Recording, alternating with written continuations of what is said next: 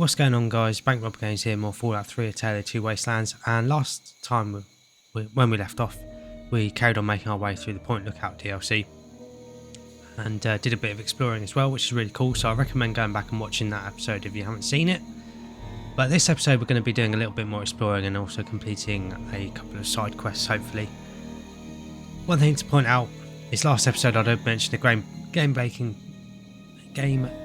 bug that absolutely tanks your frame rate, and as you can probably tell, we seem to be having that now. I'm not sure if there's any way to fix this. I might have to go back to an earlier save and just sort of carry on the DLC, and we might have to play it over different characters. It's a real shame because it is a real fun DLC, and there doesn't seem to be any cause for this bug.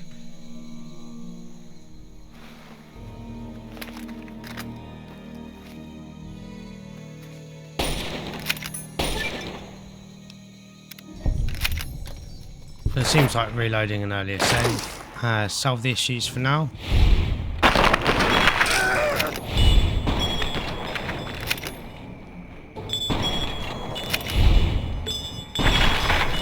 Just hope that remains the case.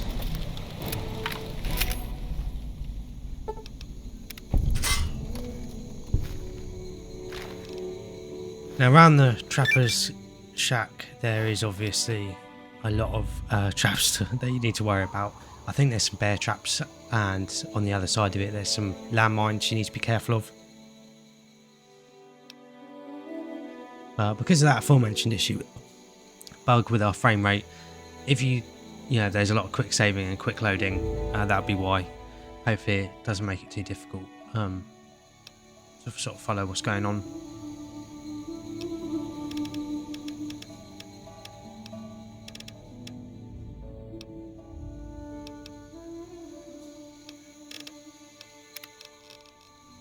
So for our perks, we're actually going to be picking rad absorption, and this isn't a perk that I would say that is a must get, but it is quite a nice perk to have just because we have got the points to do it, and it basically means that our radiation will naturally lower over time, so it means we haven't got to worry so much about taking rad away and things like that. But then we're also going to be picking Hit the Deck, and this is a really useful perk.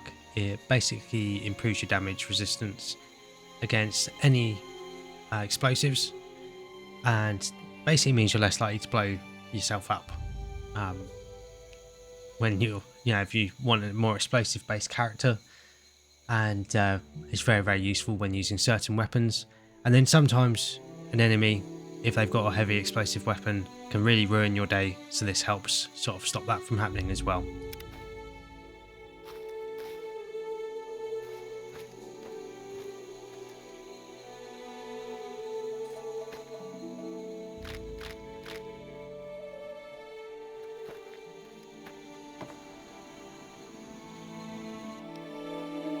Going to clear that corner message.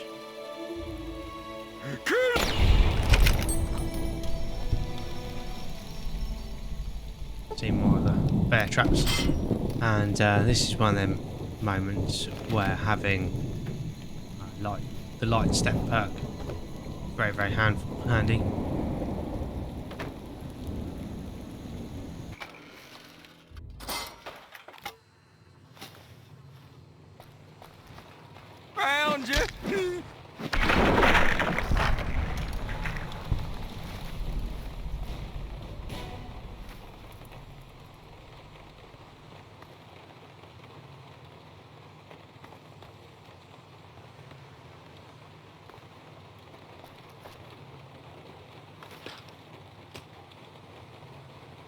Not actually that much up here for us to loot. Nothing really substantial anyway. But if we go down into the basement,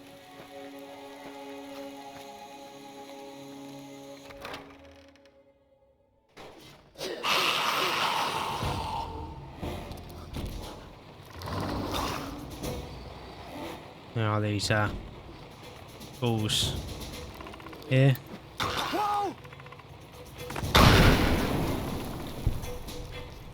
Along with a late clerk. swamp lurk queen rather.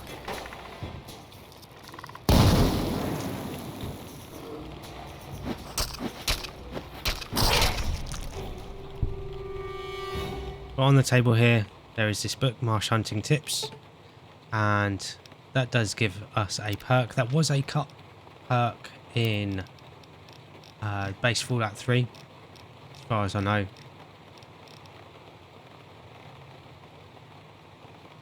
But they restored it with Vitality Wastelands and does give us a nice flat +5 damage bonus when attacking any Mirelurk based creature. Hit that electrical switch and that does open the gates.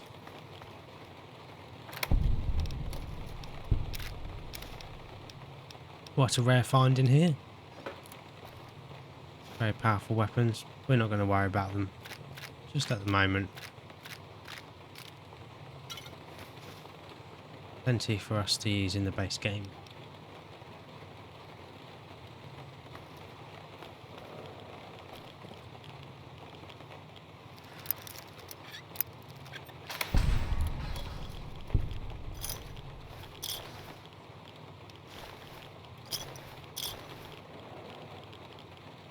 And rather ironically, considering how difficult the Point Lookout DLC can be, the swamp ghouls are actually very, very easy to take out. They tend to have very low health.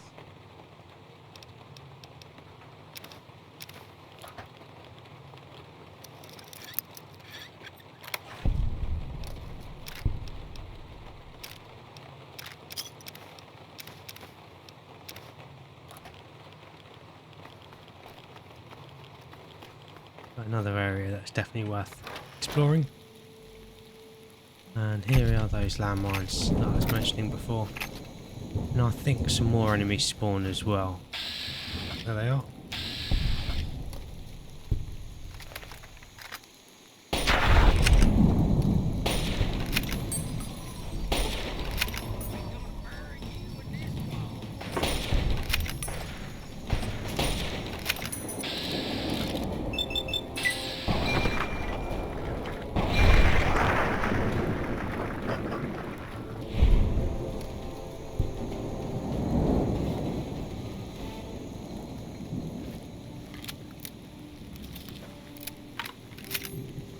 I'm just trying to think if there's anything else in this area of the map that's worth getting to.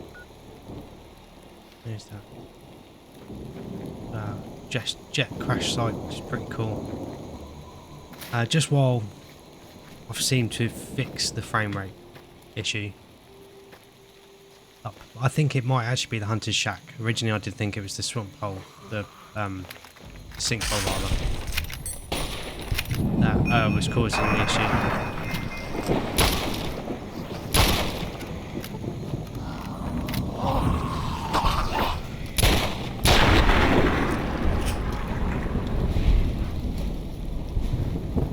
But yeah, I think it's actually something around the Hunter's Shack somewhere that causes the frame rate to absolutely crash.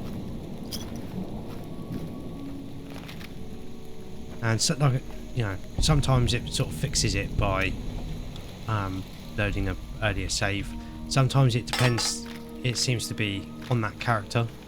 Yeah, it doesn't matter if you open an earlier save before you came to Point Lookout or anything. It just still messes it up.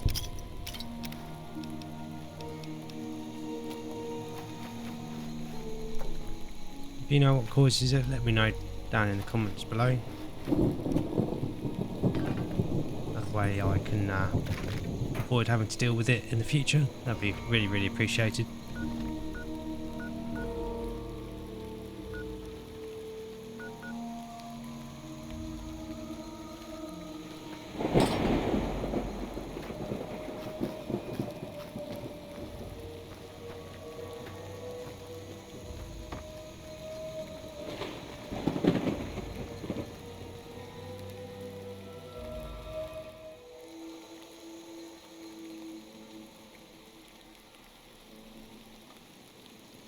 So now we're going to head over to another location really quick, that being Marguerite's shack.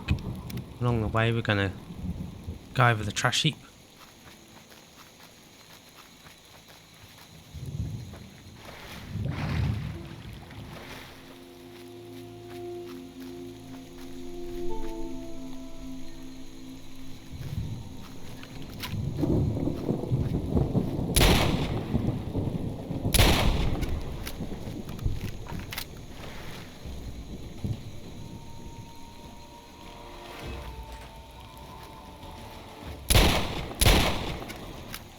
one downside of the double barrel shotgun being really accurate is sometimes the spread stops you from getting enemies. I think I'm just making an excuse for my bad accuracy.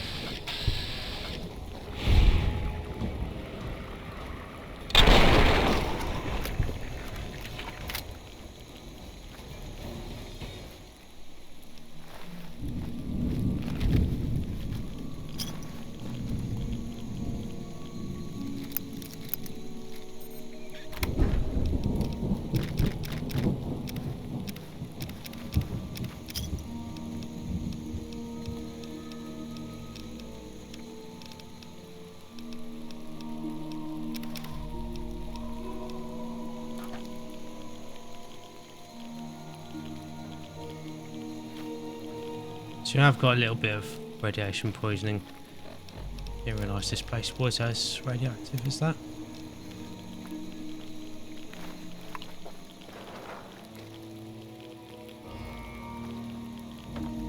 Well, there is that safe that had some good loot in it. Got a mini nuke there as well.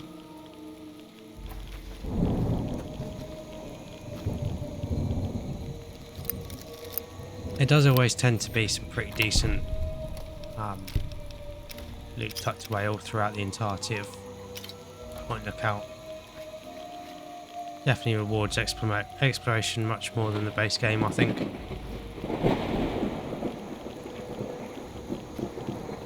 Like I said, we have got some mild radiation poisoning, thanks to a perk that we just picked up not that long ago. Our radiation level should slowly decrease, so I'll be able to test that out and see it in action. Frame rate's going a bit funny again, so we're not heading towards another crash.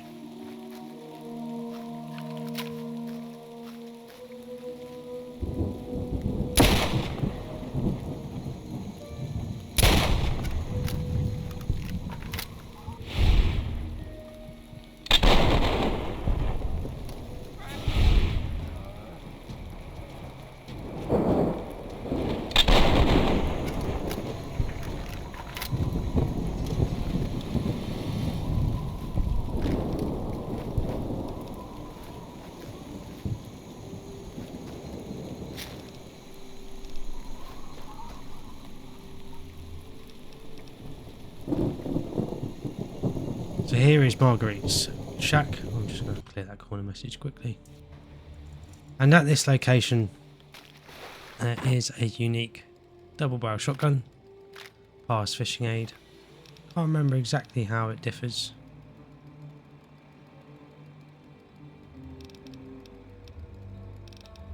Saying that, it looks like it's got double projectile count.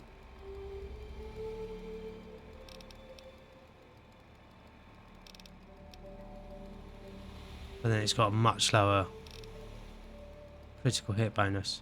So I think we're not actually going to use the double barrel shotgun to repair this that we've got, because it is fully modded.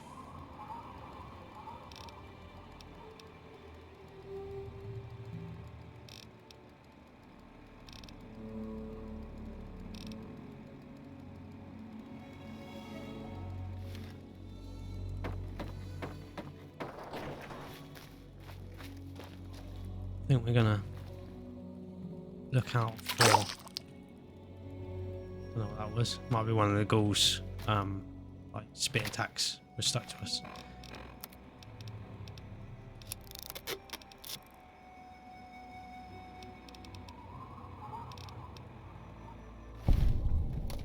And originally our double barrel shotgun mod didn't retexture this, and it shared the vanilla double barrel shotgun retexture, so it looked really bad, but thankfully the double barrel shotgun retexture has been updated, so it now covers this weapon as well. Inside this shack there is this character Marguerite. Have the look of a local, son. Reckon it's the orange fever. I do feel light in my head. Now that is just an awfully rude thing to say, sweetie. Well, oh, fine, maybe you're no hog's fool, but I reckon we both come out better if you can help me cook up some tonic. Secret family technique. Been so for generations. Help me brew some up by gathering ingredients. I'll share the batch to make it worth your while, and sweeten the deal with 300 caps. Tell you what, have a bit. This is left over from an old batch, but should be a swig or two there. More than enough to loosen you up, I'll wager. So this is a quest involving brewing moonshine. It's pretty This cool. and that. Let me know when you want to work out the details. There aren't too many ingredients, but I brew large batches, so we need a good bit of each. We'll need punga fruit, yeast, and some fishing batteries for that extra little kick.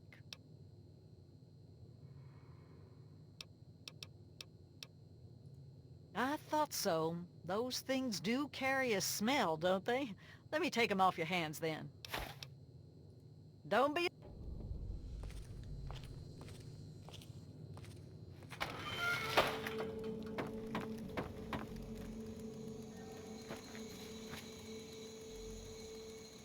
This is a quest that we're just going to leave running in the background, so that we can hopefully complete over the course of doing Point Lookout.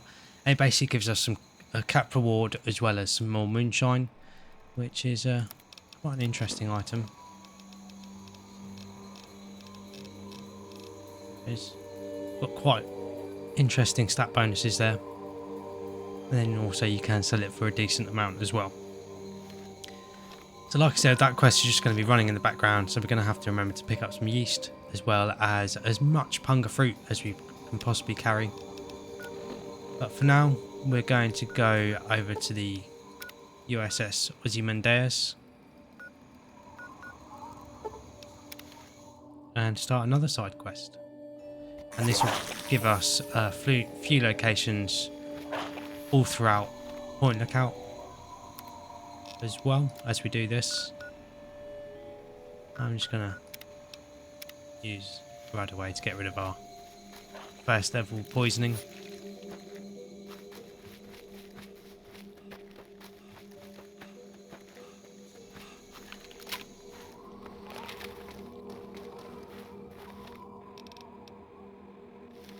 Can't mod Pars Fishing Aid, unfortunately.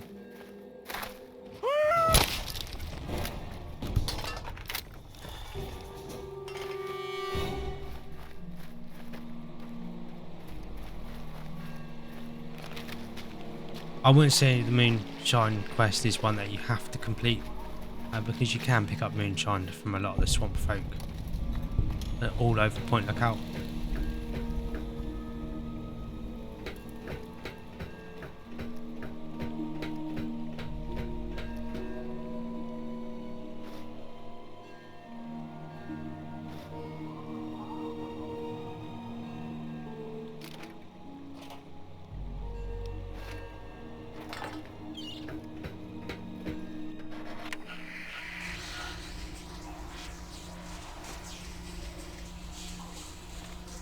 I don't know if there's actually a radio signal.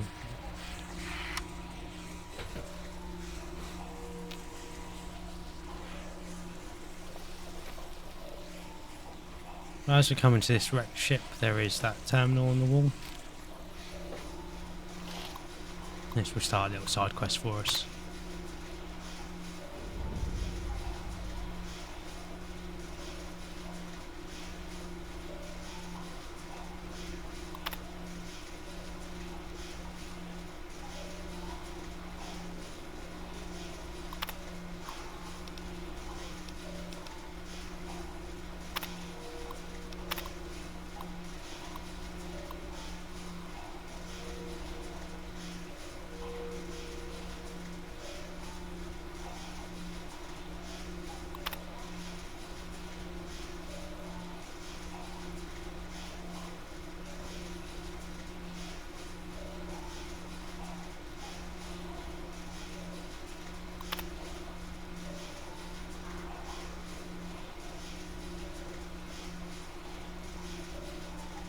There's this sort of mission here to discover about the gas. Our point lookout that we can see bubbling over as we explore the island. And if you read that other terminal, that other log hidden in the terminal, you can see that it's actually from the island's history.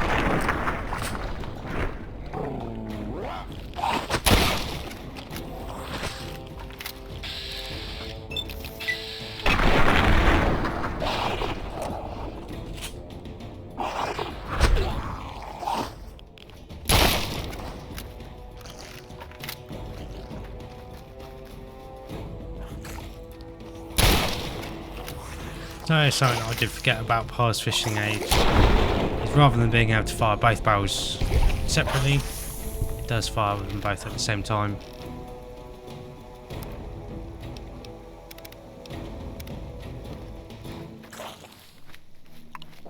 So that is why it has that increased damage. But I think in some ways, considering it isn't sort of fully upgraded or fully repaired, I think I actually prefer the higher critical chance of the regular double barrel shotgun.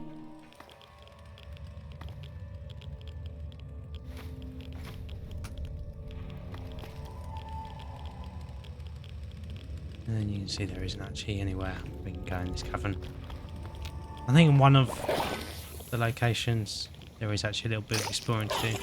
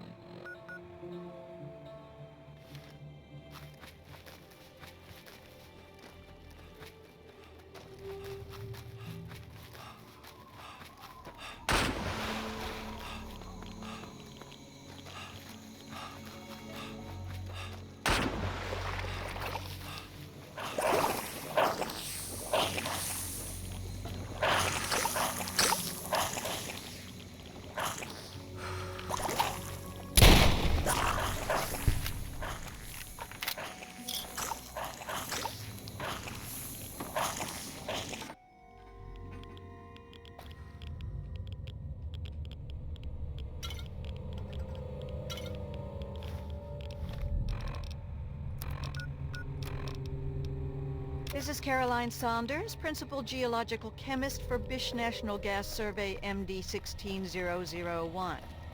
Sample set promising concentration of biogas in mostly limestone substratum of wetlands. No exact levels yet, but this site should exhibit more than enough extraction potential to meet survey goals. I'm going to leave a couple of interns here to handle the minutiae, but it's a formality. I'll move on to the other sites now to make sure this isn't an aberration. Consider this my authorization signature on sample site 1.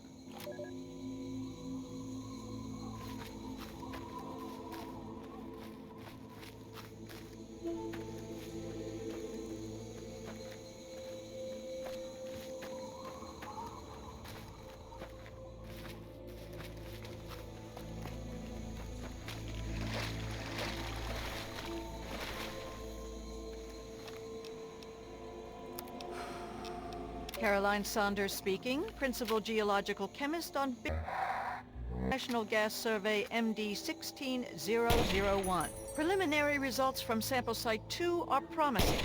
We're posting similar concentrations as in the first site. Similar biogas makeup here as well, including a few organic compounds that I'm not familiar with. We've also discovered hidden supply lye residue in a naturally formed chamber at this excavation site. Lucky we were wearing caustics gear to begin with, or somebody might have suffered some serious chemical burns. I'd like to analyze the site further, see if there's any connection between these compounds and the lye deposits. My tech is telling me he needs a couple of hours to work on our ventilator unit. I suppose I'll move on to Site 3 in the meantime. Further analysis is for my own curiosity anyway. This is my authorization signature on sample Site 2. So yeah, something to point out with the sort of swamp gas is if you see any bubbles, you can fire at them and they will explode with a little explosion. I don't know if these can actually be ignited.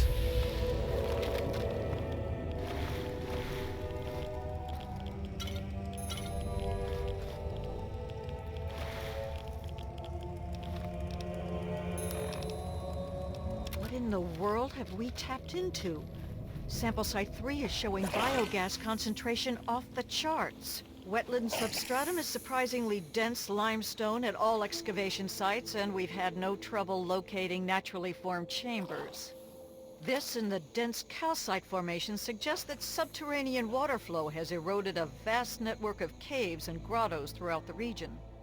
Mapping these will be a monumental effort and necessary to fully uncover the bounty of natural gas resources captured down here.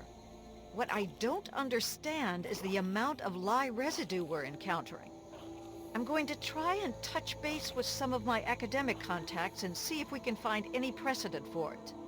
We'll have plenty of time to work that out, though. I've no doubt Bish will want to set up shop here and drill their little hearts out. This is Principal Geological Chemist Caroline Saunders for Bish National Gas Survey MD 16001. Consider this my authorization signature on sample Site 3. Far as I'm concerned, this is a prime location for biogas harvesting and a treasure trove for some field research. So like we saw on the Ozymandias, there is a reason for the gas being here on Point Lookout, and it was kept from the researchers so that they can just seek profit from it, basically.